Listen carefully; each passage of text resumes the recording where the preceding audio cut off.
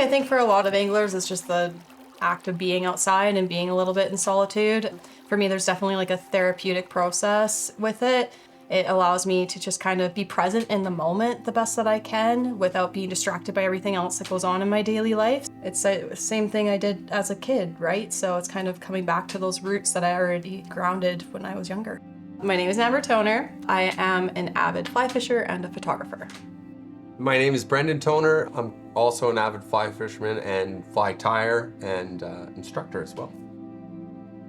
Being able to share something with my family, with my friends, I have a lot of friends who do it as well, so it's really nice to go out there, be outdoors. Yeah, it's just an escape for me, a way for me to get outside.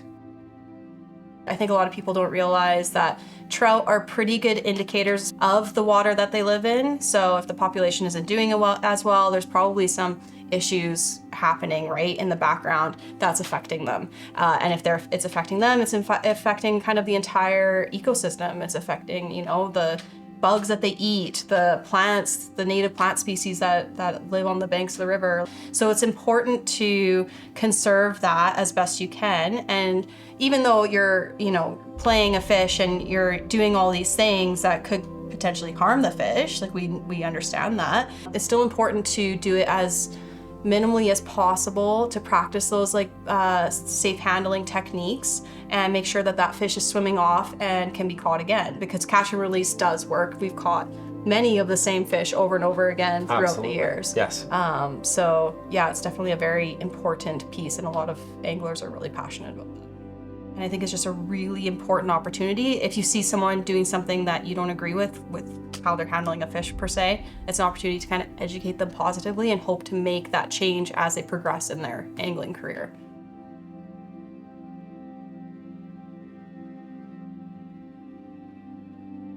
I think probably it's a relationship of both respect and protection with these fish, because for me, I just had such fond memories as a child and experiencing those things, and just not even just the fish themselves, but just the practice of being outside and how good that is for my mind. So I think there is a little sense of respect there, and having to make sure that you're treating the areas that you're going the best that you can. You're leaving them as they were when you get in there and when you exit. So and that includes the fish, right? Yeah. So making sure you're picking up your garbage and doing all that kind of stuff. So It's a big relationship with fish. I talk to them.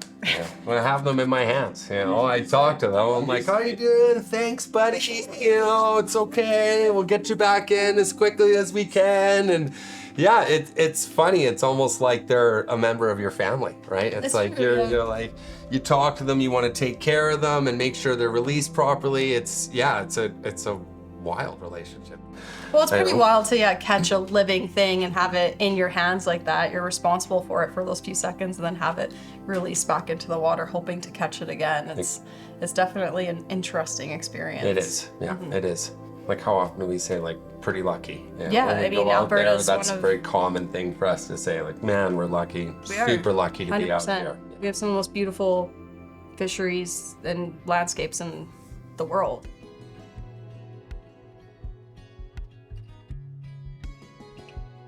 As a little girl growing up on the Sheep River, seeing how much has changed, not just from flooding impacts, from development, even going up to the mountains when they were doing, like on the eastern slopes by the Old Man, the Upper Old Man watershed, seeing all the survey roads they were building, and then all obviously logging. There's been a monumental change in how not only the scene looks in the last 15 years, but also just how the fish are, the kind of fish that we're catching, how, like, even our native trout, how their populations just aren't quite where they were years before. And especially for me with bull trout, that's probably the biggest noticeable difference. And we're not seeing populations at what they were not even close to even 10 years ago. Absolutely. 15 years ago. So I've seen a massive shift, which is alarming when you think about it. And that's not that long of a time frame. So I think about when Lachlan is an adult, like, is he going to experience those things like I did? She mentioned bull trout. Like, we used to go fish for bull trout as kids as well. And we would go out and target them. There was so many that you just was like, wow, that's incredible. And now we just don't do that anymore. We don't go fish for bull trout anymore. No, The numbers not aren't there. We specifically. just don't target them anymore, right?